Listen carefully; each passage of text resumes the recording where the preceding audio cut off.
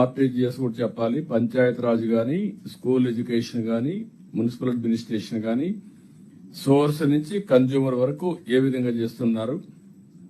I want to give protection for drinking water priority. రెండోది, ఏ bores అయితే సరిగా లేవో, బోర్స్ ఇంకా వాడుతా ఉంటే ఆ సోర్సెస్ కూడా మీరు ఐడెంటిఫై చేసి కంటామినేషన్ ఉంటే ఫ్లషింగ్ చేయాలి, లేకపోతే కండెమ్ చేయాలి. ఆ ఎక్సర్సైజ్ కూడా మనం ఈ ఇయర్ నుంచి స్టార్ట్ చేయాలి.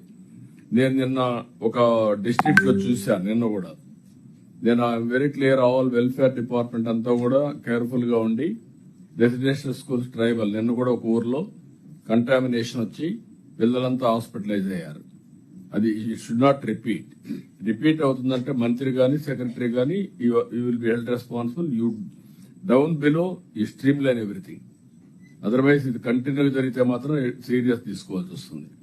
అక్కడ ఆర్ఓ ప్లాంట్ ఉంది సార్, వార్డెన్ ఇమీడియట్ సస్పెండ్ చేసేసాం. ఇన్ ఫ్యూచర్ ఆల్సో నో, అవసరమైతే కొన్ని కఠినంగా మోటివేట్ చేయండి. రిపీటెడ్ గా ఒక షెడ్యూల్ పెట్టుకోండి. మీరు అలర్ట్ చేయాలి. హ్యూమన్ మెంటాలిటీ ఏంటంటే కొన్ని రోజుల తర్వాత మళ్ళీ మర్చిపోతా ఉంటాం. వన్స్ ఇన్ ఎ మంత్ పెట్టుకుంటారా, వన్స్ ఇన్ 2 months పెట్టుకుంటారా, ఒక షెడ్యూల్ పెట్టుకొని కొన్ని I want to tell all ministers, all secretaries, all head of the departments.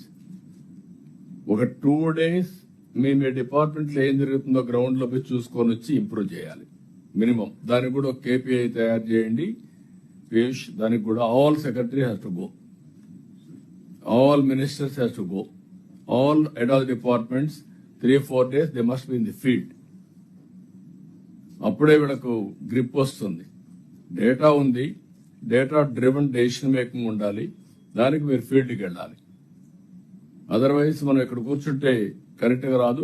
మీ హాస్టల్స్కి వెళ్ళాలి, హాస్పిటల్స్కి వెళ్ళాలి, లేకుంటే ఫీల్డ్కి వెళ్ళాలి, అగ్రికల్చర్ ఉంటే అగ్రికల్చర్కి వెళ్ళాలి.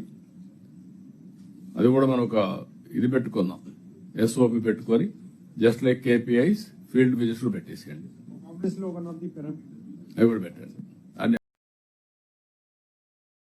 ఆర్టీజీఎస్ కూడా చెప్పాలి, పంచాయత్ రాజ్ కానీ, స్కూల్ ఎడ్యుకేషన్ కానీ, మున్సిపల్ అడ్మినిస్ట్రేషన్ కానీ, సోర్స్ నుంచి కన్జ్యూమర్ వరకు ఏ విధంగా చేస్తున్నారు. I want to give protection for drinking water priority. రెండోది, ఏ బోర్స్ అయితే సరిగా లేవో, బోర్స్ ఇంకా వాడుతా ఉంటే ఆ సోర్సెస్ కూడా మీరు ఐడెంటిఫై చేసి కంటామినేషన్ ఉంటే ఫ్లషింగ్ చేయాలి, లేకపోతే కండెమ్ చేయాలి. ఆ ఎక్సర్సైజ్ కూడా మనం ఈ ఇయర్ నుంచి స్టార్ట్ చేయాలి. నేను నిన్న ఒక డిస్ట్రిక్ట్ లో చూశాను. నిన్న కూడా నేను very clear, all welfare department అంతా కూడా కేర్ఫుల్ గా ఉండి, రెసిడెన్షియల్ స్కూల్స్ ట్రైబల్ నిన్న కూడా ఒక ఊర్లో కంటామినేషన్ వచ్చి పిల్లలంతా హాస్పిటలైజ్ అయ్యారు. అది షుడ్ నాట్ రిపీట్ అవుతుందంటే మంత్రి గాని, సెక్రటరీ గాని, you will be held responsible. You down below ఈ స్ట్రీమ్ లైన్ ఎవ్రీథింగ్. అదర్వైజ్ ఇది కంటిన్యూ జరిగితే మాత్రం సీరియస్ తీసుకోవాల్సి వస్తుంది. అక్కడ ఆర్ఓ ప్లాంట్ ఉంది సార్, వార్డెన్ ఇమీడియట్ సస్పెండ్ చేసేసాం. ఇన్ ఫ్యూచర్ ఆల్సో నో, అవసరమైతే కొన్ని కఠినంగా మోటివేట్ చేయండి. రిపీటెడ్ గా ఒక షెడ్యూల్ పెట్టుకోండి. మీరు అలర్ట్ చేయాలి. హ్యూమన్ మెంటాలిటీ ఏంటంటే కొన్ని రోజుల తర్వాత మళ్ళీ మర్చిపోతా ఉంటాం. వన్స్ ఇన్ ఎ మంత్ పెట్టుకుంటారా, వన్స్ ఇన్ 2 months పెట్టుకుంటారా, ఒక షెడ్యూల్ పెట్టుకొని కొన్ని I want to tell all ministers, all secretaries, all head of the departments. ఒక 2 days మీ డిపార్ట్మెంట్ లో ఏం జరుగుతుందో గ్రౌండ్ లో పోయి చూసుకొని వచ్చి ఇంప్రూవ్ చేయాలి మినిమం. దానికి కూడా ఒక కేపీఐ తయారు చేయండి. పీయూష్, దానికి కూడా all secretary has to go, all ministers has to go, all head of the departments 3-4 days they must be in the field. అప్పుడే వీళ్ళకు గ్రిప్ వస్తుంది.